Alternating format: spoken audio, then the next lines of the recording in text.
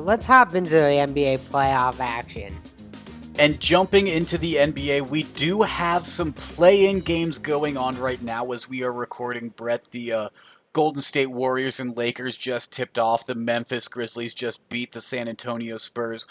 But on Thursday, we also have some Eastern Conference games like the Indiana Pacers and the Washington Wizards. Now, I don't necessarily know either side where I'm going to be on this game. I expect the Wizards to win. I don't really like the line at -3, though, so I'm not going to find myself on that or the money line.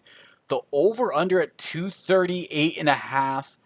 It might be a little too rich for my blood, even though they would have hit this over in all three of their regular season games. But really, Brett, I'm just ready for the actual NBA playoffs. I'm ready for Saturday, more specifically a game where we're going to find ourselves on opposite sides. Yeah, definitely, Higgins. You and I are squaring off in this Blazers Nuggets series. We are getting after it. I'm actually going to find myself on the Portland side with the points, Higgins, and that's because Damian Lillard in the playoffs is not a man I want to bet against. I like what Portland's done, and I think they're a little bit healthier than the Nuggets. So even though I'm a big fan of teams at altitude like the Nuggets and Jazz, I'm staying off those teams because the Nuggets have injury problems. I haven't seen Donovan Mitchell in almost a month because of his ankle. So I'm a little hesitant on some of my favorite bets, which are these teams at altitude with home court advantage. All right, all right.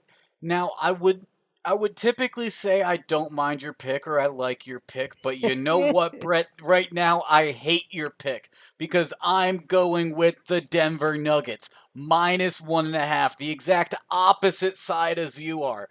You know why?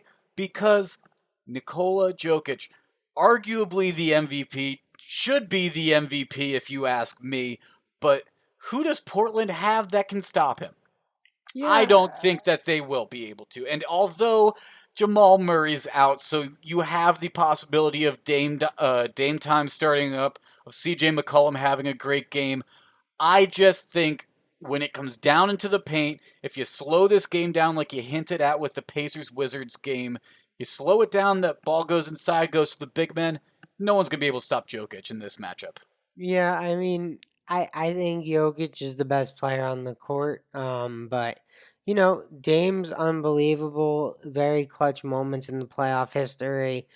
And unfortunately for Denver, they're a little thin right now with Murray out, obviously, a few other injuries to wings and guards as well. So Denver's not at full strength. This is not the same team that we saw going into the playoffs last year. It's not even the same team as 2 months ago, Higgins, when they were a much healthier version of themselves. And I'm just honestly not buying into Denver in the playoffs right now. I'm a little hesitant on Utah too because I want to see Donovan Mitchell play first before I start backing these teams. It's a shame. I like backing the teams at altitude. Now, it is important to look at each of these three games to see who is available compared to who's going to be available on Thursday. But in the regular season, it's important to note that the most recent game, the Trailblazers won 132 to 116. But the Nuggets did win the first game and the second game. One of them was 111 to 106, and the other one was 106 to 105. So, should be an interesting game. Should be an entertaining game, at least from what this past season's games so far have shown. Yeah, and I'm actually on this Miami Bucks game from last episode, Higgins. I took the Heat at +6. I told you you're not going to get that line again.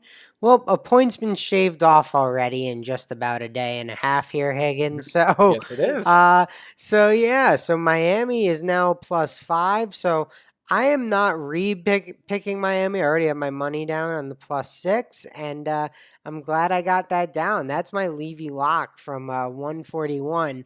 But I am finding myself on one more new bet, Higgins. The Dallas Mavericks and the Los Angeles Clippers get together. Some people say the Clippers were losing at the end of the year to duck the Lakers. You know what, Higgins? The Dallas Mavericks lost the last night of the season as well because they wanted to kind of stay in that 5 spot and lock in their matchup against the Clippers. And I think Dallas is very happy to be playing the Clippers. I think this is the matchup they wanted. People forget before Porzingis went down, the Mavericks were winning that series. They were going to win that series.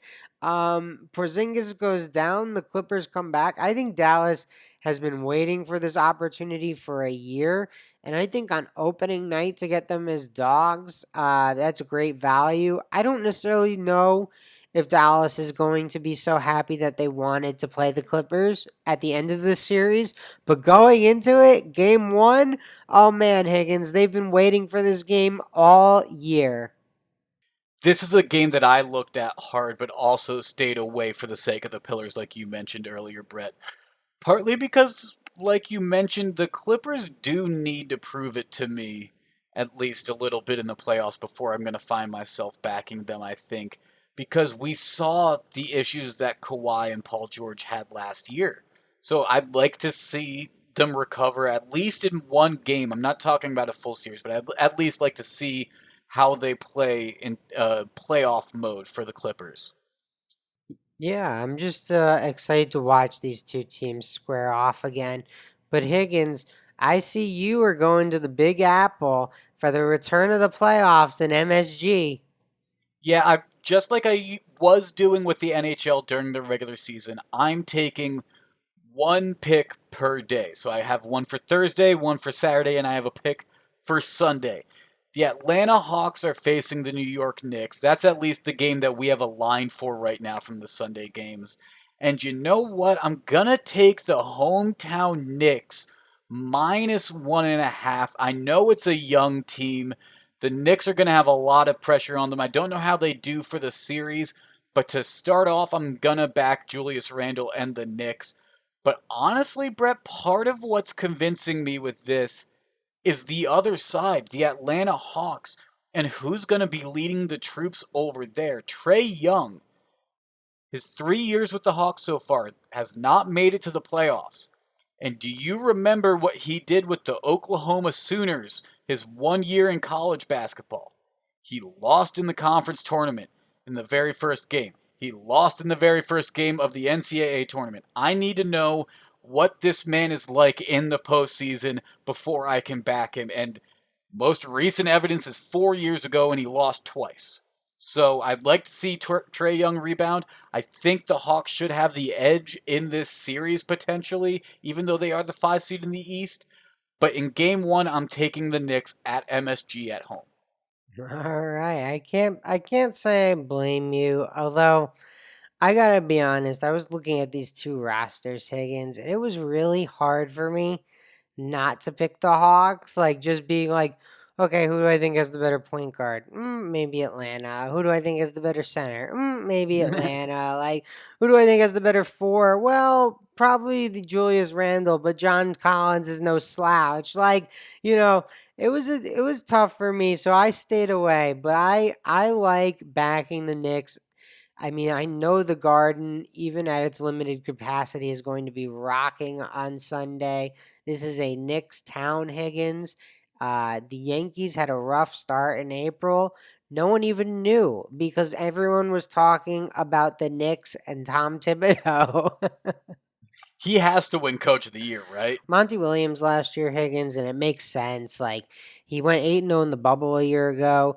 He now parlayed that into the number 2 seed in the West. He's got Chris Paul and Devin Booker and Aiton looking really strong. Although they've kind of backed their way into the playoffs, didn't look as strong in the last 2 weeks, but it makes a lot of sense. If it wasn't going to be Thibodeau, Monty Williams is a fair recipient. Yeah, that makes sense, absolutely.